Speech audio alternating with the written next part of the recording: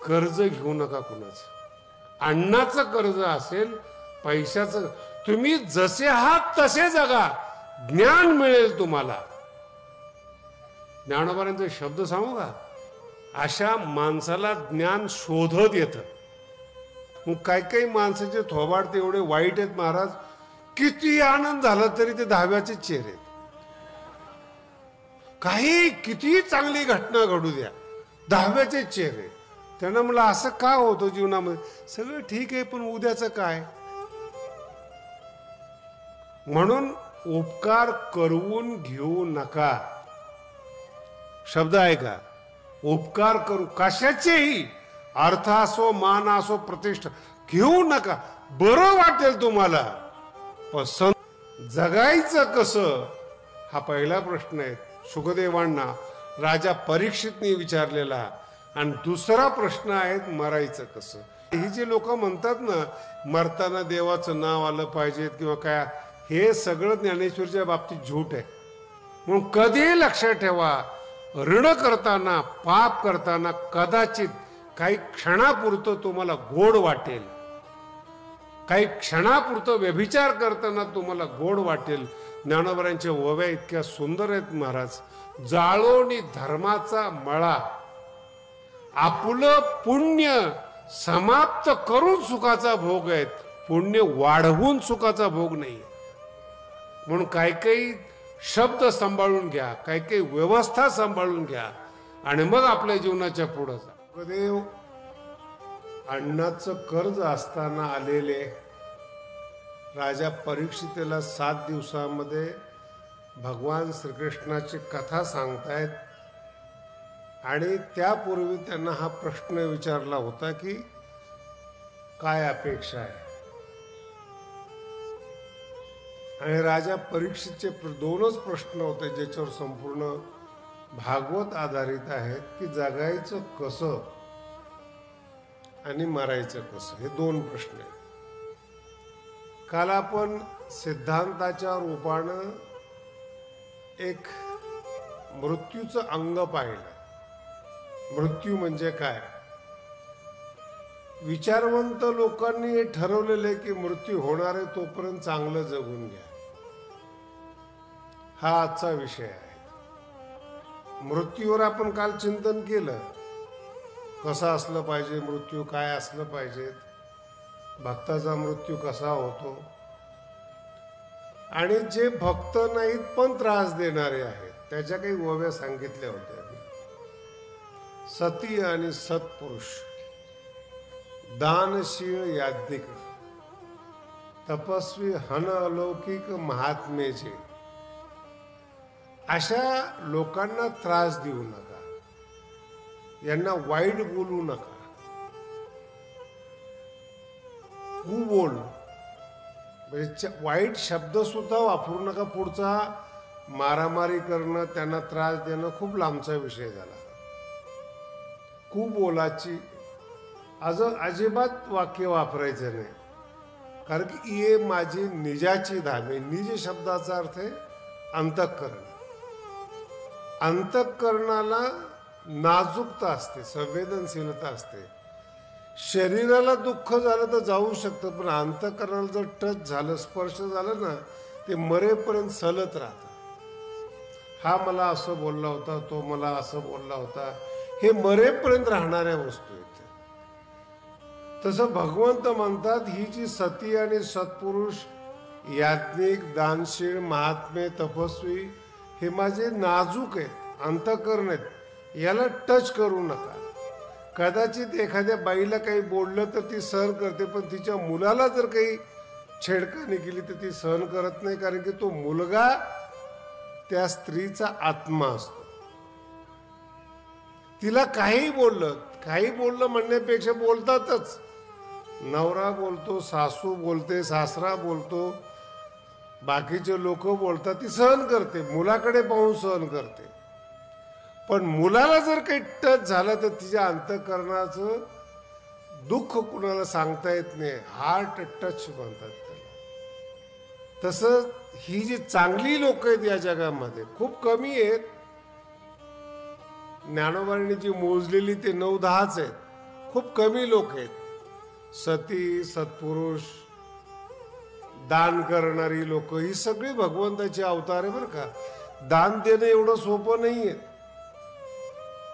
जेवढे श्रीमंत लोक, शिकलेली लोक आहेत ना, यांच्या हातून पैसा सुटत नाहीयेत. अंतःकरणाने उदार नाहीयेत, विचाराने उदार आहेत. आपला देश चांगला असला पाहिजे, आपले रस्ते चांगले असले पाहिजेत, आपले हॉस्पिटल चांगले पाहिजे, डॉक्टर हे सगळे विचाराने उन्नत माणसं आहेत. अनुभूतीनं, जगण्यानं दळभद्री आहेत. तुम्ही म्हणता महाराज जरा शब्द लागेल असा बोलतायत. ज्ञानोबांचा शब्द फार सुंदर आहे म्हणून तो वापरलाय. विचारानं उन्नत आहात, आचरण आहेत का नाही. पुढे ज्ञानोबांची ओवी आहेत आणि इतकी गोड ओवी आहेत. पार्था बहुती परी, सद्बुद्धीच्या विषयी आलेली ओवी आहेत. सद्बुद्धी, सद्बुद्धी. पुन्हा सांगतो, खूप चांगला शब्द आहे, लक्षात ठेवा फक्त. तो आजचा मुख्य विषय आहे आपल्याला. पार्था बहुता परी, बहुती परी. जे अपेक्षिजे विचारशूरी, विचार करणारे वेगळे आणि विचारात शूर असणारे वेगळे. फार फरक आहे. नुकताच ज्यांनी विचार सुरू केला असेल ती लोक वेगळे. तालमीत जायला सुरुवात केलेली आहे, अजून मसल्स तयार झाले नाहीत, शरीराला आकार आलेला नाहीत, ही सुरुवात आहे. तसं नुकतंच विचार करायला सुरुवात केली. सिद्धांत म्हणजे काय, प्रत्यय म्हणजे काय, सुरुवात केलेली. आणि प्रत्यय शिकता शिकता गुरुला सुद्धा प्रत्यय येतो की शिष्याचा प्रत्यय काय, याची कॅपॅसिटी किती, त्याचं सगळं जीवन दर्शन येतं. पण ते गुरु उदार असतात, सहन करतात. पण ज्ञानोबांचे शब्द पहा, विचारशूरी. काही सामान्य माणसं नाहीत. विचारानं प्रगल्भ असणाऱ्या माणसाकडे देखील सद्बुद्धी नसते. हिला ज्ञानेश्वरी म्हणतात. ही ज्ञानेश्वरी. सद्बुद्धी नसते. विचारवंत आहेत पण अंतःकरणाने कपटी आहे. कपटी नसेल तर संकोचित आहेत, संकोचित नसेल तर स्वार्थी असेल, आपल्यापुरतं गोळा करणारा असेल. जगात श्रीमंत लोक कमी आहेत. मंत्री आहेत, कारखान्याचे मालक आहेत, मोठमोठ्या कंपन्या कमी आहेत. तरीही भारतातला गरीब उपाशी राहतो आणि तो जेवतो फक्त तीर्थक्षेत्राच्या ठिकाणी. ही संतांची उदारता आहे, संतांचं मोठेपण. संताकडे काहीच नाही श्रीमंतीच्या मानानं. मला एक जणांनी सांगितलं, महाराज मंदिराचा फार मोठा आवाका आहे तुमचा, ज्ञानोबांचं मंदिर बांधताय खूप मोठं. म्हटलं का मोठं नाहीये, मुंबईच्या आणि पुण्याच्या मानाने 25-30 कोटी म्हणजे कमी आहेत. जर तुम्ही मलबार हिल, सी फेस, बांद्रा, वरळीच्या साईडला जर तुम्ही गेला ना, त्या घराची किंमत 400-400 कोटी आहे. 400-400 कोटी आहेत. मंदिर फार छोटी गोष्ट आहे त्यांच्या मानाने, पण त्यांच्याकडून होत नाही सद्बुद्धीने. नवीन विषय आहे, खूप छान विषय. विचारवान आहात, ग्रंथ तयार आहेत, सिद्धांत तयार आहेत, वक्तृत्व तयार आहेत, सद्बुद्धी नाही. म्हणून जेव्हा कधी माणसं तक्रार करतात ना, माणूस तो मोठा माणूस आहे, असं का वागतो, तो मोठा नाहीच, फक्त अभ्यासाची प्रॅक्टिस केलेली आहे. अर्थ कळाला का? अभ्यासाची, ग्रंथाची प्रॅक्टिस केली, ग्रंथ पाठ आहे, हरिपाठ पाठ आहे, म्हणून चांगलंच वागलं पाहिजे असा काही नियम आहे का? बोला ना. गायक असेल, वादक असेल, अजून कोणी असेल, खूप चांगल्या पद्धतीने परमार्थिक दिसतात. ज्ञानोबा ज्ञानेश्वरीत लिहून ठेवतात, सद्बुद्धी नाही. म्हणून कधी कधी संसारामध्ये अंगामध्ये किंवा याच्यामध्ये पारमार्थिक लक्षणं दिसत नसताना, माळ नाही, गंध लिहिलेले नाही, काही नाही, पण त्यांचे जर विचार आणि आचरण जर पाहिलं तर संतांना शोभेल असं त्यांचं वागणं असतं आणि परमार्थिकला लाजवेल असं त्यांचं वागणं असतं. उदार असतात, सद्बुद्धी असते, पापच करत नाहीत. नाईलाजाने मी नाव घेऊन बोलतोय, जपान सारख्या देशामध्ये भरलेलं पाकिट पडू द्या, उचलत नाहीत महाराज कोणी. याला सद्बुद्धी म्हणतात. सद्बुद्धी. शुक्रवारी 5 दिवस काम करतात. शुक्रवारी थोडस त्यांच्या देशात संस्कृती आहे, थंडावा आहेत, कधी कधी थोडे घेतात ते. तुम्ही आदर्श घेऊ नका. घेतात म्हणजे त्यांच्याकडे बर्फ पडतो. शरीराला गरम ठेवण्याकरता काही देशामध्ये ती प्रथा आहे. ती प्रथा आहे म्हणून काय झालं, त्यांची परंपरा आहे ती, कारण की बर्फ पडतोय. त्यांच्याकडे संस्कृती येते, त्यांना त्यांच्या शरीराला ते पचतं, थोडी उष्णता मिळते शरीराला. पण हे पाहण्यापेक्षा संपूर्ण देशामध्ये पाप होत नाही, याला सद्बुद्धी म्हणतात. संपूर्ण देशामध्ये 0.5% सुद्धा क्राईम नाही. हे वर्तमान काळातलं बोलतोय तुम्हाला. ही सद्बुद्धी अपेक्षित आहे. दुसऱ्याचं घ्यायचं नाही, विषय लक्षात घ्या. दुसऱ्याचं घ्यायचं नाही ही सद्बुद्धी. दुसऱ्याचं काहीच नको आहे त्यामध्ये प्रसन्न राहिलं पाहिजे. आणि ज्ञानोबराय याची स्तुती करतात. विचारवंत आहात पण सद्बुद्धीची अपेक्षा करणारे आहात. जे अपेक्षी, जे विचारशोरी, असे गोड शब्द आहेत महाराज. म्हणून मी काल काही शब्द वापरले की ज्ञान कशाला म्हणतात. विचार मागवता पाऊली निघे, तर्क जिथं काम करत नाहीत. हे सगळं बुद्धीचे हत्यार आहेत. जाणीव आहे, तर्क आहे, विचार आहेत, हे बुद्धीपर्यंत मर्यादित आहेत. पण सद्बुद्धी बुद्धीच्या पलीकडे आहेत. सद शब्दाचा अर्थ आहे सत्य, आणि त्याच्या पुढे जाऊन सांगतो सत शब्दाचा अर्थ आहे भगवंताच्या अंशाचं ज्ञान. सच्चित आनंद असणारं सत, याची अनुभूती असणारी बुद्धी म्हणजे सद्बुद्धी. आणि ती सद्बुद्धी अपेक्षिजे विचारशोरी. पार्था बहुता परी, बहुती परी. अपेक्षा भरपूर वर्णन आहे बरं का. आता मला सांगा, तुम्ही काय या बुद्धीचं वर्णन करतात, त्याचं आपल्या जीवनाबरोबर कनेक्शन आहे. असे काही काही परमार्थिक आहेत ना, असे कोरडे दिसतात हो. खूप छान प्रवचन करतात, सिद्धांत सांगतात, खूप छान त्यांच्यामध्ये निरूपण कला आहेत. कधी कधी काही काही परमार्थिक आहेत ना, इतके अलंकार घातलेले असतात, 15-20 माळा असतात, मुद्रिका असतात, गंधाचं प्रमाण वाढलेलं असतं, 12च्या ऐवजी 15 ठिकाणी गंध लागलेला असतो. अंतःकरण कोरडं असतं. अंतःकरणामध्ये सद्बुद्धी नसते. बाह्य लक्षण भरपूर आहे,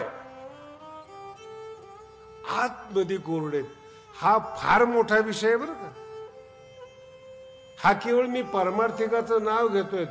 करोडो रुपये, अब्जो रुपये ज्यांच्याकडे आहेत ते सुद्धा आतून शून्य आहेत. याचं कारण बाहेरून समृद्ध आहेत, आतून पोकळ आहेत, आतून शुष्क आहेत. याचं उत्तम उदाहरण म्हणजे जगद्गुरु तुकोबाराय आहे. बाहेरून काहीच नाही त्यांच्याकडे, पण जेव्हा आतून शब्द निघतात, प्रेमानं ज्ञानानं भरलेले शब्द बाहेर निघतात, याला आतून भरीवपणा म्हणतात. आतला भरीवपणा आहे. बाहेरून काहीच नाही. लोक नावं ठेवतात त्यांना, पण जेव्हा वाणीतून शब्द बाहेर पडतात ना, ते अभंगाचं रूप घेतात, त्यांना तुकोबाराय म्हणतात. सहज शब्द येतात, सहज शब्द येतात. सायास नाही, काय नाही, काय नाही. कुठल्या महाविद्यालयामध्ये प्रवेश नाही, कुठल्या युनिव्हर्सिटीमध्ये प्रवेश नाही. सहज बोलतात. शब्द अभंगाचं रूप घेतात. खूप अवघड आहे. शब्द हे तुमचं रूप आहे बरं का. शब्द तुमच्या अंतःकरणाचं दर्पण आहे. खरे कसे आहात तुम्ही ते तुम्हाला कळून घेण्याचं दर्पण आहे ते. तुम्ही बोलला की तुमचं अंतःकरण कळतं, हे तुम्हाला अजून माहितीच नाही. तुम्ही किती छल कपटनी बोलता, किती लपून बोलता, किती दाबून बोलता, हे शब्द प्रगट करतात तुम्हाला. शब्द म्हणजे आत्म्याचं प्रतीक आहे. तुम्ही आतून जर भरलेले असाल तर आपोआप बोलाल तुम्ही. म्हणून मृत्यू हा जसा एक विषय आहे, तसं जगणं हा सुद्धा विषय आहे. आणि जगत असताना भगवान श्री ज्ञानोबराय सांगतात, माते हृदय सुनी भोगितात. आणि हे एकच ओवी काल जी अर्धी सांगितली होती तुम्हाला, आज अर्धी सांगतोय. काल ही सांगितली होती याचा पूर्वार्ध. विषयात तिळांजळी देऊनी प्रवृत्तीवरी निगड दगड, प्रवृत्तीला बंद करून माते हृदय सुनी भोगिताती. हे दोन शब्द एकमेकाच्या विरोधामध्ये. चांगल्या चांगल्या विचार शूरीच्या लक्षात येत नाही. विषयाला तिळांजळी देतात म्हणजे विषयाचा दाहवा करतात. हा कालचा विषय होता. काल थोडं याबद्दल समजून सांगेल. आजचा विषय, जर विषय सोडून दिलेला आहे, तुम्ही विषयाचा त्याग केलेला आहे, मग कशाचा भोग घेताय? ओवीचा दुसरा टप्पा आहे. 8व्या अध्यायातलीच ओवी बरं. ओवीतला दुसरा टप्पा आहे. माते हृदय सुनी, सुनी म्हणजे घालून, भोगितात. माझे जे भक्त आहेत ना, मला हृदयात घालून माझा उपभोग घेतात, हे त्यांचं जीवन आहे. आणि अशांचा मृत्यू सरळ आहे, इतरांचा मृत्यू सरळ नाही. हे 8व्या अध्यायातलं वर्म आहे. विषयाचा त्याग केला एक बाजू झाली. 1000 बुद्धिमान माणसं, 1000 विचारवंत म्हणतात तुम्ही काय केलं जीवनामध्ये. आमचे गडावरची मुलं असतात, शिकलेले माणसं कधी कधी भेटतात त्यांना. शिकलेले आहेत बरं का, आतून शून्य आहेत, ते विसरू नका आता इथून पुढं. हा बर, मग गडावर काय करताय? नाही काही नाही, ज्ञानेश्वरी चालू आहे. पुढं काय? काही नाही. पुढं कीर्तन प्रवचन. पुढं काय? काही नाही. काही मुलं आमच्या गडावर ब्रह्मचारी आहेत, गेल्या 20 वर्षापासून आहेत, आणि इतके चांगले आहेत. 30-35 वयातले मुलं गडावर राहतात, पण अजूनपर्यंत गडाला कलंक लागला ना, याला भगवान गड म्हणतात.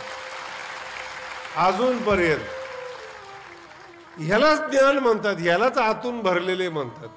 आतून पोकळे असाल तर बाहेर पळाल ना. आतून जर तृप्त असाल तर इच्छाच होणार नाही. हे देणं गुरुचं असलं पाहिजे, हे देणं संतांचं असलं पाहिजे. आतून इच्छा नाही झाली पाहिजे.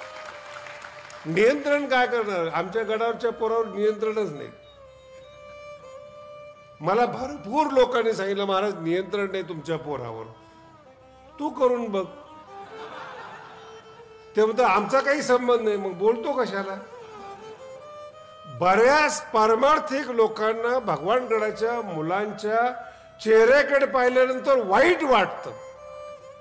मराठी कळली का? मी पारमार्थिक लोकांबद्दल बोलतोय. पारमार्थिक लोकांना, पारमार्थिकांचा चेहरा पाहिल्यानंतर मुलांचा चेहरा वाईट वाटतं. काय कर, असे आम्ही का नाही या गडावर? आतून भरलेले आहेत. ज्ञानेश्वरी हळूहळू मुरत चाललेली, म्हणून चेहरा खुलत चाललेला आहे. ज्ञानेश्वरी मुरली तर चेहरा खुलेल ना. आत शून्य आहात आणि बाहेरून सगळे शास्त्र आहेत. सकळ शास्त्र ज्ञानोबा सांगतात स्वयंभे निगती मुखी इतकं आहे, पण सद्बुद्धीचा अभाव आहे हा मुख्य विषय. मग ज्या लोकांना असं वाटतं की परमार्थिक मुलं लग्न करत नाहीत, तपश्चर्या करतात, योग्य, ते कशाचा भोग घेतात, कशा करता जन्माला आलेत? ज्ञानोबा उत्तर देतात, परमात्म्याच्या चैतन्याचा उपभोग घेतात. हे भोगणं संतांचं आहे, उपाशी नाहीत संत. काहीतरी चुकीचा समज घेऊ नका. माते हृदय सुनी, मला हृदयात ठेवून, शब्द पहा, भोगीत आते.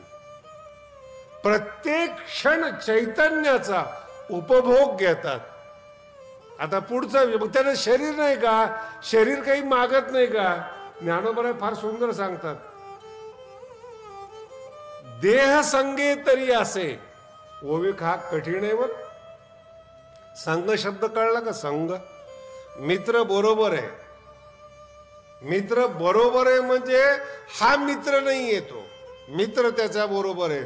तसं ज्ञानोबा देहाला लांब ठेवून बोलतात, देह संगे तरी असे. देहाच्या बरोबरीनं संत वागतो, बरोबरीनं, म्हणजे संत देह नाहीत. म्हणून तर आपल्या शरीराचं अंग कापलं महाराज, नाही तर शरीराला जर अंग मानलं असतं तर कापलं नसतं भगवान बाबांनी. देह संगे तरी असे शब्द पहा.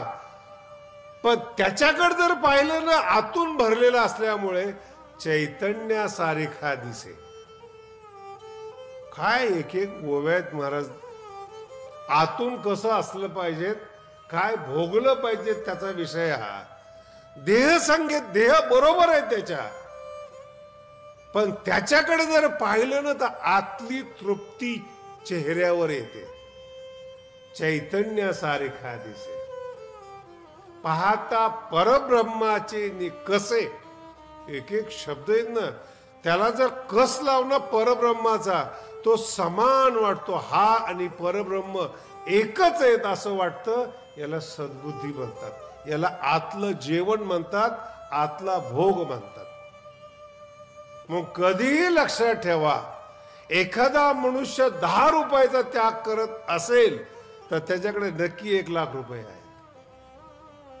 जर संत महात्मे संसाराचा त्याग करत असतील तर परमात्मा त्यांच्या जवळ आहेत, हे विसरू नका कधीच. परमात्मा, आणि नुसता परमात्माने, अहो तुमच्या जवळ साधा श्रीमंत मनुष्य असतो, एखाद्या मंत्र्याची ओळख असते, एखाद्या कारखानदाराची ओळख असते, तो तुम्हाला रक्षण देतो, पैसा पुरवतो. परमात्मा ज्यांची सेवा करतो, नाही लक्षात आलं ते कोण येते? अगदी वेगळ्या भाषेमध्ये सांगतो, दुसऱ्या अध्यायाच्या अंतिम श्लोकावर ओवी आलेली, आणि संतांना काय समजले ते पूर्ण ऐका. आपूर्यमाणम अचल प्रतिष्ठम, 5000 वर्षापूर्वीचा गीतेतला श्लोक आहे. संत म्हणजे काय? समुद्र आहेत. समजण्यासारखा विषय, आतून खोल आहेत आणि वरून विशाल आहेत. संत म्हणजे काय? आपूर्यमाणम. दुष्काळ पडला तरी समुद्राची रेषा तीच असते. सगळ्या नद्या नाही बरसल्या, नाही पाणी आलं, पाणी तरी किती येतं समुद्रामध्ये. कधी कधी एखाद्या ओढ्याला असं वाटतं माझ्यामुळे समुद्र भरतो. कर्ज घेऊ नका कुणाचं. अन्नाचं कर्ज असेल, पैशाचं, तुम्ही जसे आहात तसे जगा, ज्ञान मिळेल तुम्हाला. ज्ञानोबांचे शब्द सांगू का? अशा माणसाला ज्ञान शोधत येतं. समाधी घर पुसे माणसाचे, समाधी विचारत येते की हा साधक कुठे आहेत, मला स्वीकार करायचा आहे त्याचा. ज्ञान याची भेटी उत्कंठावा. 1000 शब्द आहेत महाराज अशा पद्धतीचे. अभ्यास करून पहा तुम्ही. आणि जिथे ह्या गोष्टी नाही, चुकोनी, ज्ञानोबांचे काही काही शब्द इतके सुंदर आहेत, जे तर शांतीचा जिव्हाळा नाही, विसरोनी सुख निर्गे काही, आनंद येतच नाहीत. मग काही काही माणसाचे थोबाड ते एवढे वाईट आहेत महाराज, किती आनंद झाला तरी ते दहाव्याचे चेहरे आहेत. काही किती चांगली घटना घडू द्या, दहाव्याचे चेहरे. त्यांना म्हणलं असं का होतं जीवनामध्ये?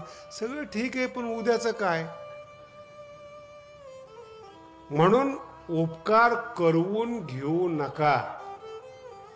शब्द आहे का? उपकार करू कशाचेही, अर्थ असो, मान असो, प्रतिष्ठा घेऊ नका. बरं वाटेल तुम्हाला पण संत नाही होणार, तुम्हाला ज्ञान नाही मिळणार तुम्हाला.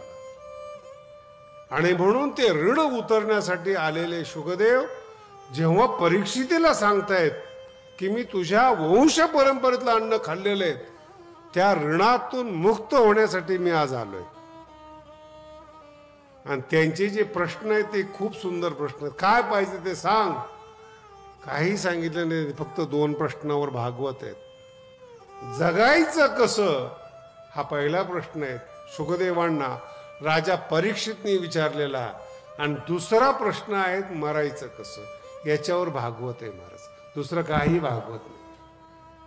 जी लोक वेगळा अर्थ काढतात भागवताचा ती भाग्यवान आहेत. पण खरा प्रश्न भागवतामध्ये हा आहे, जगायचं कसं, कशा पद्धतीने जीवन जगलं पाहिजे.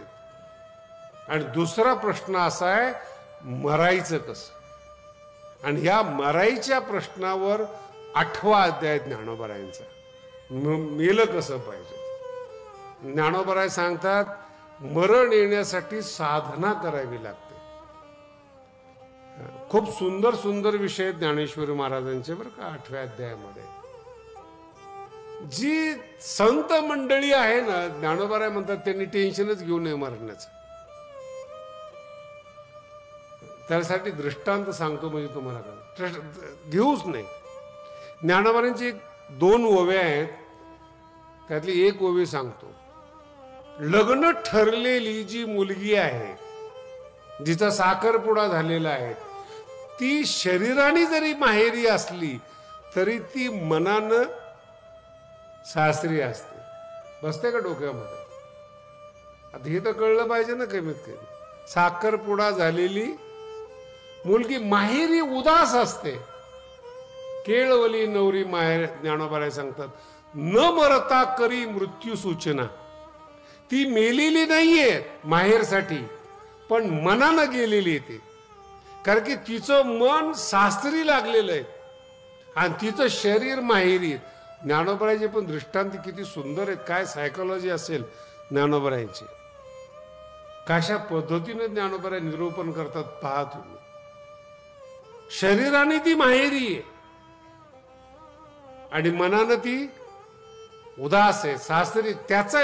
सतत त्याचा विचार करते.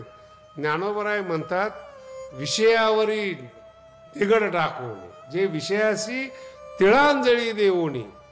शब्द पहा कसा आहे, विषयाला ज्यांनी तिळांजळी दिलेली. तिळांजळी म्हणजे 10वा, मेरणं नाही. ज्ञानोबरांचे एक एक शब्द एवढे विचित्र आहेत. तिळांजळी शब्दाचा जे मरून ज्याला 10 दिवस झालेले त्याला तिळांजळी देतात. ज्याचे विषय मरून 10 दिवस झालेले आहेत अशा माणसांनी मरणाची चिंता करू नये. कारण की ते शरीराने संसारामध्ये आहात आणि मनाने पारमार्थिक आहेत, मनाने देव झालेले. एक शब्द ज्ञानोबरांचा आहे, त्यांचा आकार माणसाचा आहे. तो मनुष्याची ओवी नीट अंतःकरणामध्ये बसवा. तो मनुष्याची परब्रह्मवेखे ओळखतो. मनुष्यच आहे तो, पण आत जर गेलात तुम्ही तो परब्रह्म येतो, देव येतो. असं वाटतं की परब्रह्माने अवतार घेतलेला आहे. शरीराने संसारिक आहेत पण मनाने संसारिक नाही. अशा लोकांना मरणाची चिंता नाही. देह झोळ शब्द वापरलाय. झोळ म्हणजे खोळ. विण्याला खोळ आहे, ती कधी उतरून गेली तरी विण्याचं काही बिघडत नाही. तसं आत्मज्ञान ज्याच्याकडे आहेत, आत्मानुभूती ज्याच्याकडे आहेत, शरीर कधीही निघून गेलं काही फरक पडत नाही. जे विषयाशी तिळांजळी देऊनी, दुसरा शब्द आहे प्रवृत्तीवरी निगड वाहून. प्रवृत्ती शब्दाचा अर्थ आहे कर्म. नवीन आश्रम बनवायचा, नवीन उपक्रम करायचा, विश्व शांतीसाठी महायज्ञ करायचा, सगळं याच्यातच आहे प्रवृत्तीमध्ये. जगाचं कल्याण व्हावं. ज्ञानोबराय म्हणतात प्रवृत्तीच नाही, दगड टाकलेला आहे प्रवृत्तीवर, आणि अंतःकरणातून ते मजसी एक रूप झालेले. अशा माणसांनी मरणाची चिंता करू नये. नीट ऐका बरं का, खूप छान विषय. मरण कसं असलं पाहिजे. ती जी मुलगी आहे जिचा साखरपुडा झालेला आहे, ती माहेरी उदास आहेत, पण मनात नवरा बसलेला आहे. ज्ञानोबराय म्हणतात हे जे संत आहेत, हे जे भक्त आहेत, ते संसाराच्या दृष्टीनं जिवंत आहेत, पण मनामध्ये मी बसलेलो आहे. म्हणून मनाने ते परमार्थ स्वरूप झालेले आहेत. त्यांना संसाराची एक झळ सुद्धा जाणवत नाही. ते फक्त जिवंत आहेत, श्वास घेत आहेत, पण त्यांना मृत्यूचं दुःख होत नाही. काय ज्ञानोबारांचे एक एक शब्द आहेत महाराज. अहो दुःख तर सोडा, विकनेस आला ना, विकनेस शरीराला, ज्ञानोबराय म्हणतात तो सुद्धा संताला जाणवत नाही. देह वैकल्याचा वारा, देहामध्ये कमजोरी आली, काहीतरी विकनेस आला, देह वैकल्याचा वारा झणे लागेल या सकुमारा. माझ्या भक्ताला, देव म्हणतोय, माझ्या भक्ताला विकनेस येईल, कमजोरी येईल, आत्मबोधाचा वावर असू येत आहे. काय एक एक शब्द आहेत महाराज. देह विकलतेचा वारा, विकल शब्द आहेत. झणे लागेल शब्द काय माहिती भक्तासाठी, सकुमारा. भगवंताने आपल्याला सकुमार म्हणा. मला कधी कधी भक्तांच्या बाबतीमध्ये खूप कठीण आहे बरं का. ही लोक एवढी अंतःकरणातले राजे असतात. ज्ञानोबरायांनी ना एक असं, हे जे भक्त आहेत यांच्यासाठी सांगतोय तुम्हाला, आत्मबोधाचा पांजिरा सोये तयाते, हे सांगत असतानाच सांगतो आत्मबोधाचा पिंजऱ्यात मी त्याला ठेवतो. तिथं काय असतं त्या पिंजऱ्यामध्ये. ज्ञानोबराय म्हणतात तुम्ही माझ्या समोर बसलेले आहात पा, आणि जवळजवळ म्हातारे झालेले आहेत असं गृहीत धरतो, आणि जे म्हातारे नाही ते विद्यार्थी आहेत, त्यांना अजून संसार कळायचा आहे. मग काय असतं, वाटणी असते संसारामध्ये. मुलीला हे दिलेले आहेत, पोराला हे दिलेले आहेत, लहान पोराला ते दिलेले आहेत, अशा वाटण्या केलेल्या असतात. ज्ञानोबरायांचा शब्द पहा कसा आहे.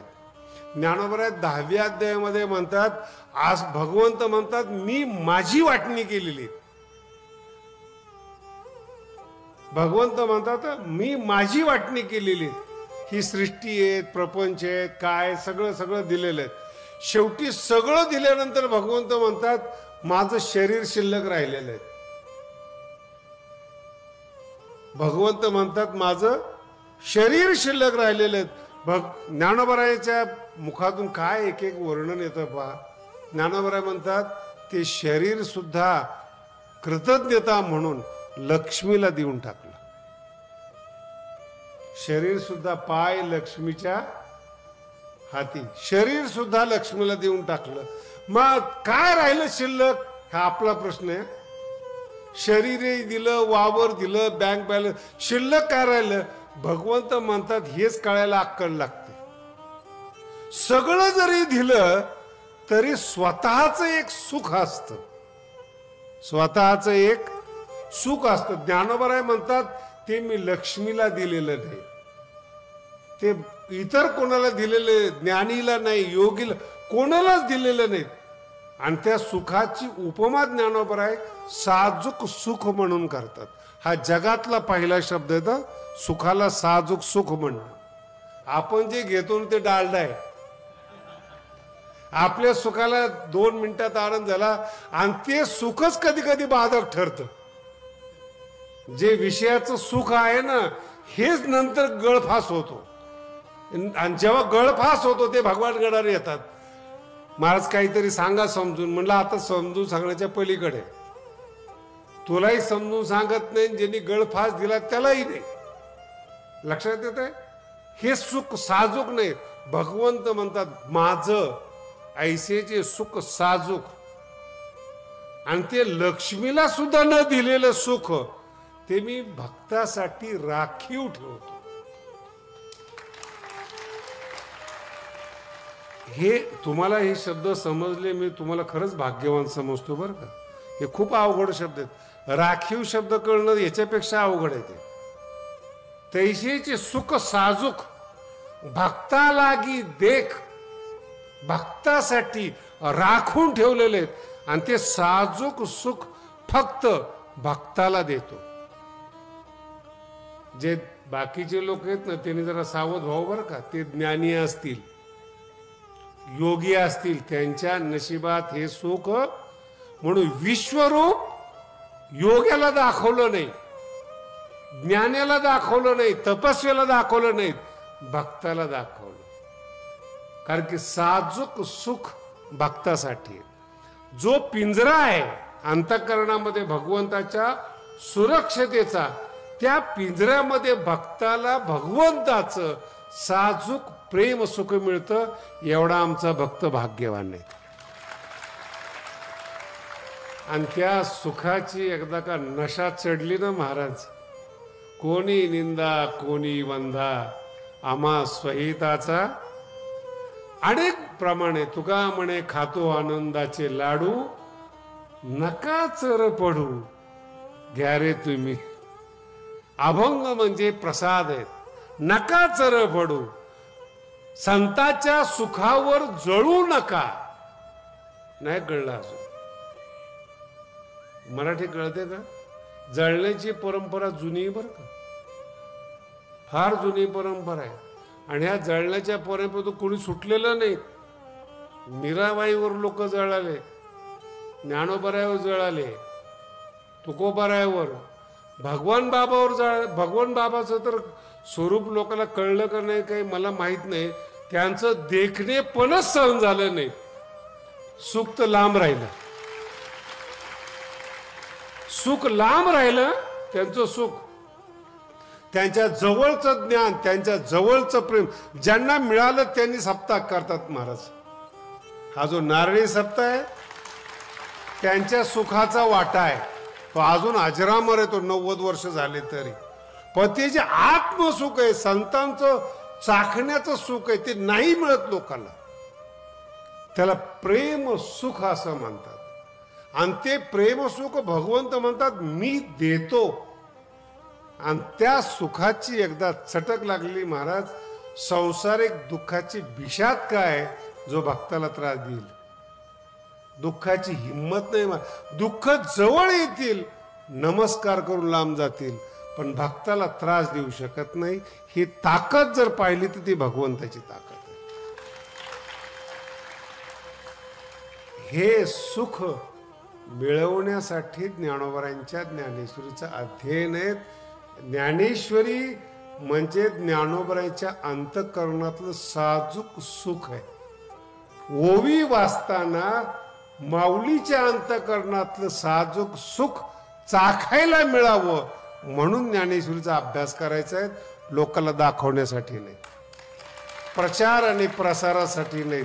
आणि ज्ञानेश्वरीचं सुख पुढचं आहे बरं का. देवाचं साजूक सुख भक्ताला मिळतं आणि भक्ताचं साजूक सुख ज्ञानेश्वरीत आहे. आणि हे सुख साजूक सुख कोणाला मिळतं? मने काय वाचा जो सेवक होईल, स्वानंद साम्राज्याचा चक्रवर्ती करी. एक एक शब्द अनुभवा. ज्ञानोबारायांच्या मने काय वाचा, पैसा नाही. ज्ञानेश्वरीचा गीतेचा तुम्ही सेवक व्हा, मनाने व्हा, शरीराने व्हा. मने काय वाचा जो सेवक होईल येचा. शब्द पहा, स्वानंद साम्राज्याचा चक्रवर्ती म्हणजे सम्राट. आनंद राज्याचा सम्राट होतो. मला हा माणूस स्वानंद साम्राज्य रडेल का हो कधी? हे दुःख झालं, ते दुःख झालं. यांनी डिवसलं, यांनी मान दिला नाही, यांनी अपमान केला नाही, करेल. स्वानंद साम्राज्याचा चक्रवर्ती झालेला ज्ञानेश्वरीचा चिरंजीव कधी कोणापुढे भीक मागेल असं वाटते तुम्हाला?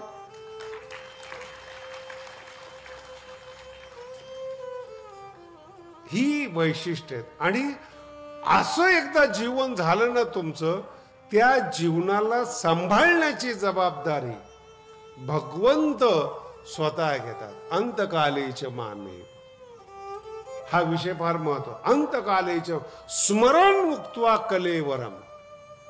साधू संतांना ही जे लोक म्हणतात ना मरताना देवाचं नाव आलं पाहिजे किंवा काय, हे सगळं ज्ञानेश्वरीच्या बाबतीत झूट आहे. ज्ञानोबा म्हणतात आयुष्यभर साधना केली ना, म्हातारपणी स्मरण ठेवायची जबाबदारी भगवंत म्हणतात ती माझी. बुद्धी भ्रष्ट होऊ नये याची जबाबदारी माझी. त्यांनी पुण्य केलेले आहेत, साधना केलेली आहेत, आयुष्यभर नामचिंतन केलेले आहेत, आणि त्यांनी सुद्धा भगवंताचं नाव घ्यावं मग मी धावत जाईल. ज्ञानोबा म्हणतात असं नाही होत. माझा भक्त आहे तो, साजूक सुख चाखलेला भक्त आहेत. अशाला मृत्यूचं तू कार्य, मृत्यू माझा दास आहे. माझा दास माझ्या भक्ताला त्रास द्यायची हिंमत ठेवतो असं होऊ शकत नाही. म्हणून साधूचे सगळे अभंग वाचा महाराज. काळ गुलाम सलाम करी, काळ गुलाम सलाम करी. काळ शब्दाचा अर्थ विचित्र आहेत. 400 वर्ष झाले कोणीही प्रचार केला नाही तुकोबारायांचा आणि ज्ञानोबाचा, तरी दोघांची नावं अजरामर आहेत. याला म्हणतात काळावर मात. नाहीतर बाकीचे संसारिक माणसं हयात असताना स्वतःचा पुतळा बांधतात. एका महाराजाने तर स्वतःचीच मूर्ती तयार करून ठेवली हयात असताना. मी त्यांना विचारलं तुमच्या शिष्यावर विश्वास नाही का? काय भरोसा आहे? स्वतःचीच मूर्ती हयात असताना तयार केली एक, आणि स्वतःचा पुतळा तयार करून ठेवला दोन. दोन्ही प्रापंचिक आहेत. लक्षात आलं? यांचं मरण सोडा, दुःख सुद्धा रडतं की किती दुःख देऊ, इतकं दुःख होतं यांना. दया करावी असं वाटतं पण कोण करणार दया यांच्यावर? केलेल्या कृतीचा तो परिणाम आहे, जबाबदार आहे. म्हणून कधी लक्षात ठेवा, ऋण करताना पाप करताना कदाचित काही क्षणापुरतं तुम्हाला गोड वाटेल, काही क्षणापुरतं व्यभिचार करताना तुम्हाला गोड वाटेल. ज्ञानोबांच्या ओव्या इतक्या सुंदर आहेत महाराज. जाळोनी धर्माचा मळा, आपलं पुण्य समाप्त करून सुखाचा भोग आहेत, पुण्य वाढवून सुखाचा भोग नाही. म्हणून काही काही शब्द सांभाळून घ्या, काही काही व्यवस्था सांभाळून घ्या आणि मग आपल्या जीवनाच्या पुढे जा.